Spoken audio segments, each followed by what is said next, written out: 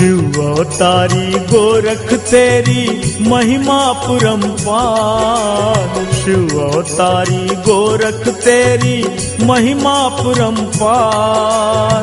जो भी तेरे शरण में आया उसका बेड़ा पार। जो भी तेरे शरण में आया उसका बेड़ा पार। अलख निरंजन, अलख निरंजन, अलख निरंजन, अलख निरंजन।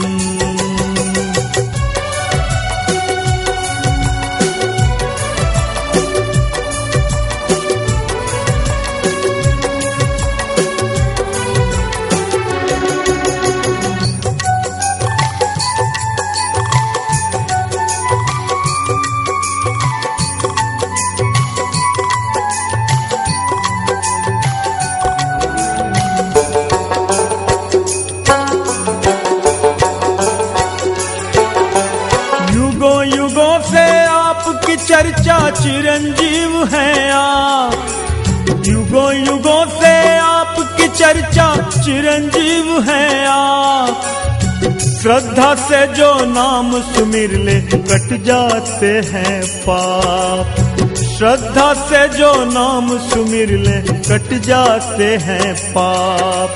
तेरे दर पे मिल जाता है खुशियों का अंबार। तेरे दर पे मिल जाता है खुशियों का अंबार। शिव अवतारी गोरख तेरी महिमा अपरंपार। अलख निरंजन, अलख निरंजन, अलख निरंजन, अलख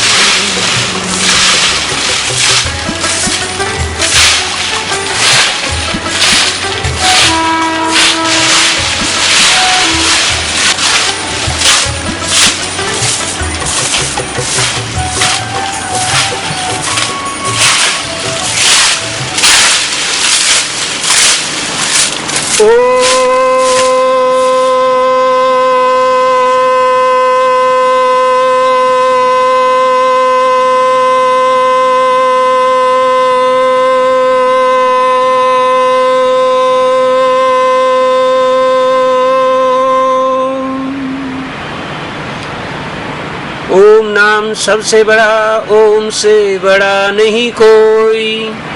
जो सिमरन ओम का करे आत्मा उसकी शुद्ध होए। सदा भवानी दाहिने सिमरो देव गणेश। पांच देव रक्षा करे ब्रह्मा विष्णु महेश। सून सुनाला दुख भंजनी सबका सवारे भेद। सबसे पहले सिमरिए शिव गौरी नंदन गणेश। ओम गंगणपते नमः, ओम गंगणपते नमः, ओम गंगणपते नमः।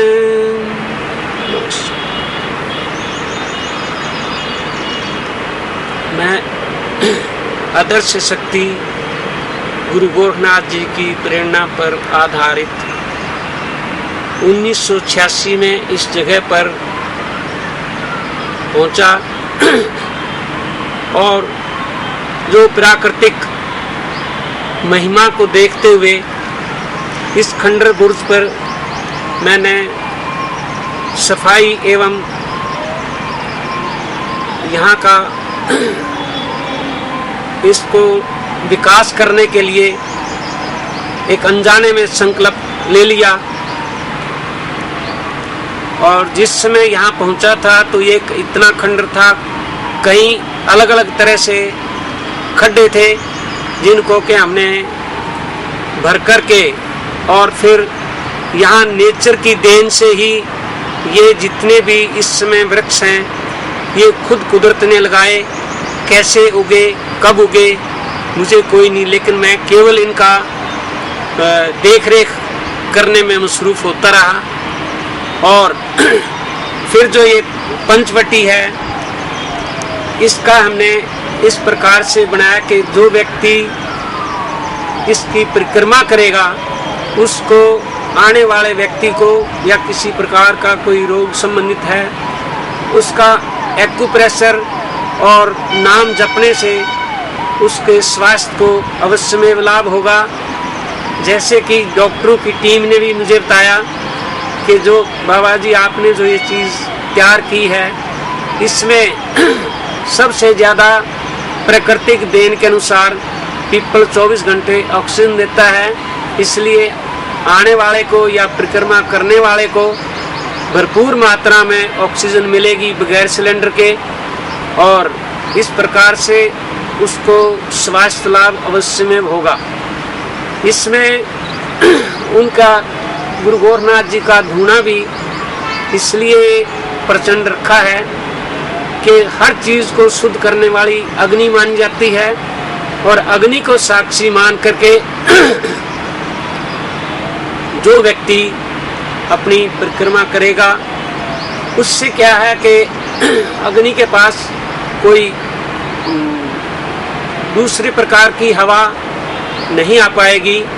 सारी शुद्ध आत्माएं जिनको हम गुरुजनों का या देवी देवताओं का या पितृजनों का जो हम मान्यता देते हैं वो हमारे सहाय होते हुए आने वाले को इसका लाभ प्रदान करेंगे।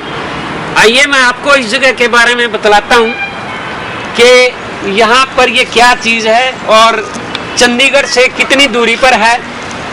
चंडीगढ़ से लगभग 18 किलोमीटर की दूरी पर जो कंटोनमेंट मिलिट्री एरिया है उसके साथ लगती सीमा पर एक ये प्राचीन खंडर जिसको बुर्ज, आम भाषा में इसको किला भी बोलते हैं, लेकिन ऐसा कोई अंश नजर नहीं आया जो किला साबित हो, लेकिन खंडर जरूर था जिसको विकसित करते करते मुझे आज 30 साल लग गए हैं।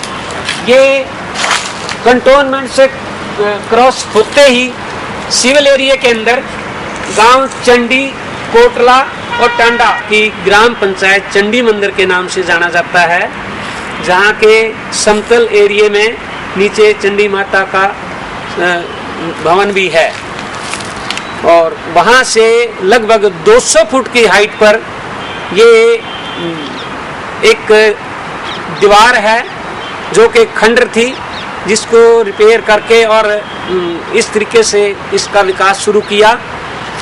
और ये वीडियो ब्लॉक पिंजौर के अंडर होती थी, जो कि आज नगर निगम पंचकुला के तहत आ गई है। उस समय जो प्रस्ताव डलवाया उसके अनुसार हम कार्य करते रहे और ये जो विकास किया है, लेकिन इस पे माता चंडी के भवन की तरफ से एक रास्ता ऊपर आता था।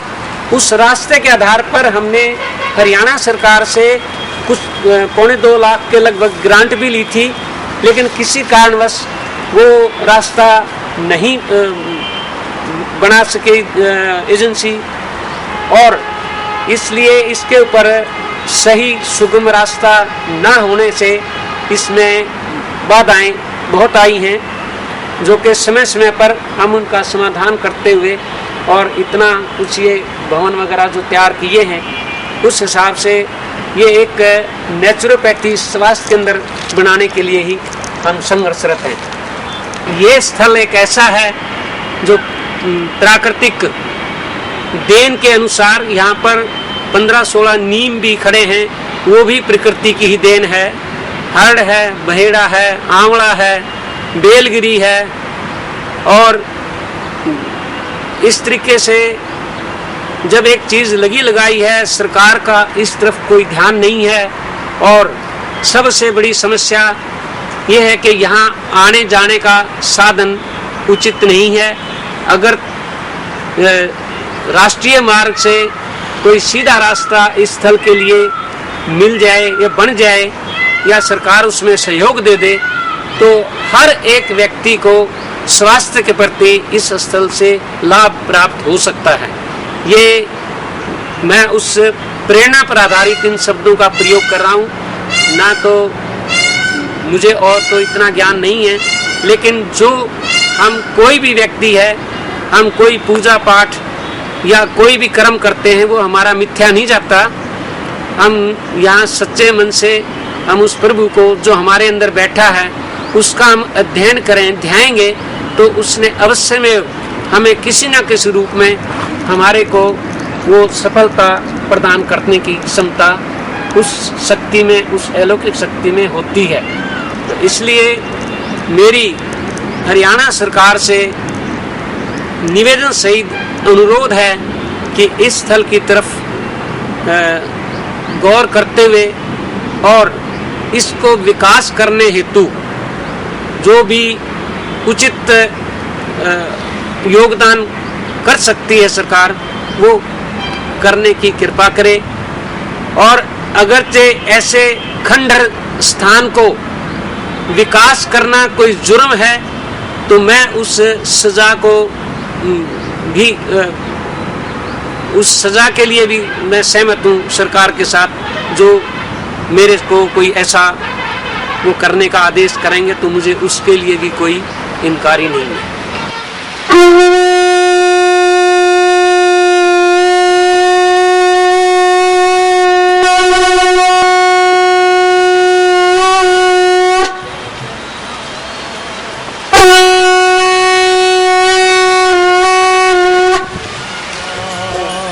अलख निरंजन, अलख निरंजन, अलख निरंजन, अलख निरंजन, अलख निरंजन, अलख निरंजन, अलख निरंजन, अलख निरंजन, अलख निरंजन, अलख निरंजन, अलख निरंजन।